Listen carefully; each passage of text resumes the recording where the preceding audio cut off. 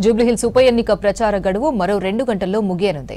ఇప్పటికే అన్ని ప్రధాన రాజకీయ పార్టీలు జోరుగా ప్రచారం చేశాయి. షేక్పేట్ డివిజన్లో మంత్రి వివేక్ వెంకటస్వామి ప్రచారం చేస్తున్నారు. గల్లీ గల్లీ తిరుగుతూ కాంగ్రెస్ అభ్యర్థి నవీన్ యాదవ్కు ఓటు వేయాలని కోరుతున్నారు. 10 ఏళ్ల బీఆర్ఎస్ పాలనలో కేటీఆర్ జూబ్లీహిల్స్ ప్రజలకు ఏం చేశారో చెప్పాలని డిమాండ్ చేస్తున్నారు. తాము వచ్చిన 2 ఏళ్లలో ఏం చేశామో చెప్తామంటున్న మంత్రి వివేక్ వెంకటస్వామితో నరేష్ ఫేస్ టు ఫేస్. ఇవాళ మరికొన్ని గంటల్లో అయితే జూబ్లీహిల్స్ ప్రచారానికి తెరపడనుంది. అయితే అన్ని రాజకీయ పార్టీలు కూడా పెద్ద ఎత్తున జోరుగా ప్రచారం కొనసాగిస్తూ ఉన్నాయి.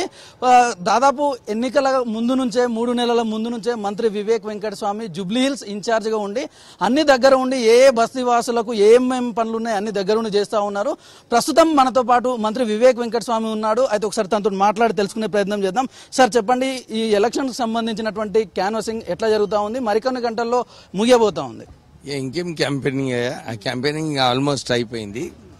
ఇక్కడ ఈ ఫైనల్ క్యాంపెయినింగ్లో ప్రజల స్పందన చూస్తే అందరూ కూడా ఎదురు చూస్తున్నారు. కాంగ్రెస్ పార్టీని గెలిపించాలి, నవీన్ యాదవ్ని గెలిపించాలి. ఈ 3 నెలల్లో ఈ జూబ్లీహిల్స్ నియోజకవర్గంలో ఏదైతే అభివృద్ధి పనులు జరిగినాయో అందరూ కూడా అనుకున్నారు అప్పుడు మాకు ఖాళీ శాంక్షన్ ఇస్తారు, పనులు కావని. కానీ సుమారు 200 కోట్ల పని ఏదైతే శాంక్షన్ అయిందో 70% వరకు కూడా పని అన్నీ కూడా పూర్తిగా అయినాయి. ఇంకా 30% ఉన్నాయి, అన్ని టెండర్ స్టేజ్లో ఉన్నాయి. ఈ అభివృద్ధి చూసి ప్రజలందరూ కూడా ముందుకు వస్తున్నారు. ఎందుకంటే 10 సంవత్సరాలు టీఆర్ఎస్ హయాంలో కేటీఆర్ గారు మున్సిపల్ అడ్మినిస్ట్రేషన్ మంత్రిగా ఏ ఒక్క కాలనీలో సరిగా రోడ్స్ అయినా కానీ డ్రైన్స్ అయినా కానీ ఎక్కడ కూడా సరిగా పనులు చేయలేదు. అందరు ఆయననేమో అంటున్నాడు 2 సంవత్సరాలలో కాంగ్రెస్ పార్టీ ఏం చేసిందని. యాక్చువల్ 10 సంవత్సరాలు టీఆర్ఎస్ పార్టీ ఏం చేసింది, కేటీఆర్ ఏం చేసిందని చెప్పి ప్రజలందరూ కూడా ప్రశ్నిస్తున్నారు.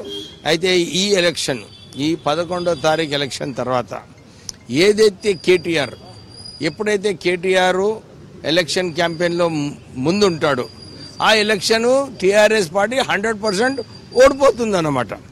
ఆయన అప్పుడు పార్లమెంట్ ఎలక్షన్స్లో, ఈ పార్లమెంట్ కాదు 2019 పార్లమెంట్ ఎలక్షన్లో కూడా కారు సారు పదారు అని చెప్పి ఆయన ఫోటో, ఆయన నాయన ఫోటో, ఈ 2 ఫోటోలు పెట్టుకొని క్యాంపెయిన్ చేసిండు.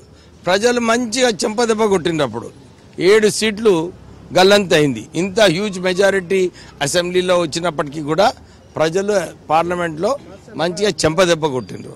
మళ్ళీ మొన్న కూడా అసెంబ్లీ ఎలక్షన్లో ఆయననే నేనే లీడరు, నేనే ముఖ్యమంత్రి అవుతానని చెప్పి ఫోటోలు పెద్ద పెద్ద ఫోటోలు పెట్టుకున్నాడు. ప్రజలు మళ్ళా ఒక చెంపదెబ్బ కొట్టిండ్రు, గద్దిపోయింది. ఈసారి కూడా ఈ ఎలక్షన్ ఆయననే ఇన్ఛార్జు. ఎందుకంటే హరీష్ రావు వాళ్ళ పాపం తండ్రి చనిపోయిందని చెప్పి ఇంట్లో కూర్చున్నాడు. సో ఈ ఎలక్షన్ తర్వాత ఆయన ఏదైతే లీడర్షిప్ చేస్తున్నాడో ఆ లీడర్షిప్కి ప్రజలకు అర్థమైపోయింది. కేటీఆర్ ప్రజలకు నాయకత్వం వహించలేడు.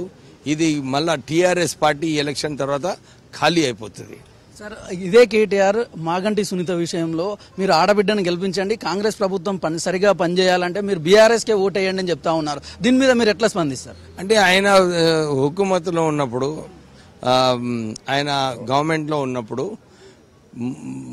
హుజురాబాద్లో కూడా ఎట్లనే అన్నాడు, మీరు గెలిపించండి, మేము సత్తాలో ఉన్నాము, మేము 1000 కోట్లు పెడతాం. ఆయన సత్తాలో ఉన్నప్పుడే 1 పైసా ఖర్చు పెట్టలేదు. బై ఎలక్షన్ ఓడిపోయిన తర్వాత ఇక్కడికి వచ్చి ఎట్లా ఖర్చు పెడతాడు? ప్రభుత్వంలో లేడు, ఆయనకు ఏమీ అధికారం లేదు. ఇట్లాంటి మాటలు, ఏదైతే మాయా మాటలు చెప్పనీకే కేటీఆర్కి ఒక అలవాటు అయిపోయింది. మేము ఇదే చెప్తున్నాము, కేటీఆర్ ఆయన లీడర్షిప్ ఈ ఎలక్షన్ తర్వాత శూన్యం అయిపోతుంది. చూసినాం కదా, మొత్తానికైతే కాంగ్రెస్ పార్టీకి ప్రజలు అనుకూలంగా ఉన్నారు. కేటీఆర్ చెప్పేటటువంటి అబద్ధపు మాటలు నమ్మొద్దంటూ మంత్రి వివేక్ వెంకటస్వామి చెప్తా ఉన్నారు. రేపు జరిగేటటువంటి ఎన్నికల్లో కాంగ్రెస్ పార్టీ అభ్యర్థి నవీన్ యాదవ్కు ఓటేసి గెలిపించాలని కోరుతా ఉన్నారు. కెమెరామెన్ అశోక్తో నరేష్, V6 న్యూస్, హైదరాబాద్.